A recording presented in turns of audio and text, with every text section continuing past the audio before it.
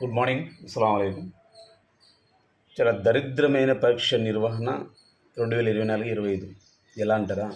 Calendar ప్రకారం అంటే ఇక్కడ ఉన్నటువంటి క్యాలెండర్లు ఏదైతే ఏమి, పంచాంగాలు అయితే ఏమి, తెలుగు క్యాలెండర్లు అయితే ఏమి, తెలంగాణ ఆంధ్రప్రదేశ్కి సంబంధించిన క్యాలెండర్స్ అయితే ఏమి, సోమవారం 31వ తేదీ రంజాన్ పండుగగా క్యాలెండర్లో ఉంది.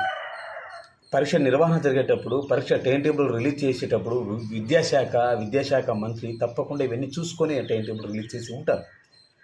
కాకపోతే సోమవారం 31 రంజాన్ పండగ ఉంది అని తెలిసి కూడా ఆ రోజు లాస్ట్ సోషల్ పేపర్ని ఇచ్చారు 10th క్లాస్ వాళ్ళకి ఆంధ్రప్రదేశ్ ప్రభుత్వం. ఇది ఎలా?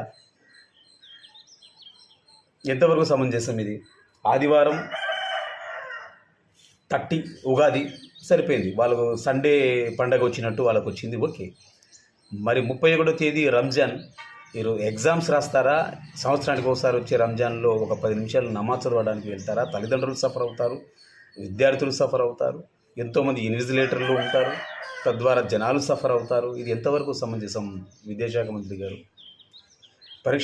పరీక్ష నిర్వహణ లోపం కారణంగా ఇప్పటికే కొన్ని చోట్ల 10th class maths question paper కూడా లీక్ అయినట్లు వార్తలు వస్తూ ఉన్నాయి. లీక్ అయ్యాయి, కొన్ని చోట్ల మాస్ కాపింగ్ జరిగిందని కూడా అంటున్నారు. ఎలా మరి?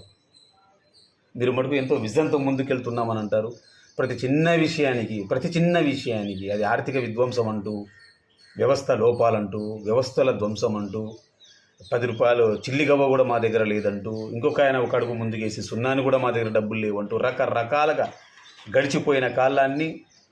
గడిచిపోయిన కాలంలో పనిచేసినటువంటి ప్రభుత్వాన్ని, పార్టీని, ముఖ్యమంత్రిని నేటికి 10 నెలలు కావస్తున్నా మీరు తిడుతూనే ఉన్నారు, విమర్శిస్తూనే ఉన్నారు, ప్రశ్నిస్తూనే ఉన్నారు. మీరు చేసే తప్పులు చేస్తాం, మీరు చేసే దుబారా ఖర్చులు సైతం, మీరు ఖర్చు పెడుతున్న ప్రతి పైసా ఖర్చులు కూడా గడిచిపోయిన కాలపు ప్రభుత్వం, పార్టీల మీద మీరు రుద్దుతూ ఉన్నారు. ఈ నెపం ఎంతవరకు సమంజసం? ప్రజలు ప్రతి ఒక్క విషయాన్ని, ప్రతి ఒక్క అంశాన్ని క్షుణ్ణంగా పరిశీలిస్తూనే ఉంటారు. కూటమిలో ఉన్న పార్టీలు, కూటమి ప్రభుత్వం ఇది తెలుసుకోవాలి. మనం ఏదో చేస్తున్నాం, మనకు సంబంధించిన అనుకూలమైన యూట్యూబ్ ఛానళ్లతో, మన పసుపు మీడియాతో, మనం పత్రికల్లో రాస్తున్నాం, వెదజల్లుతున్నాం, అదే జనాలు నమ్ముతారు, గుడ్డిగా మా వెంట ఉంటారని మాత్రం అనుకోకండి.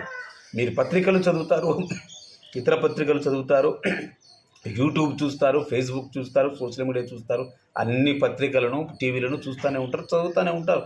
వాళ్ళకంటూ ఒక అభిప్రాయం ఉంటుంది. ఆ అభిప్రాయం వాళ్ళు బయట చెప్పుకోకపోయినా ఏ రోజు ఒక రోజు చెక్కే రోజు చెక్కుతారు.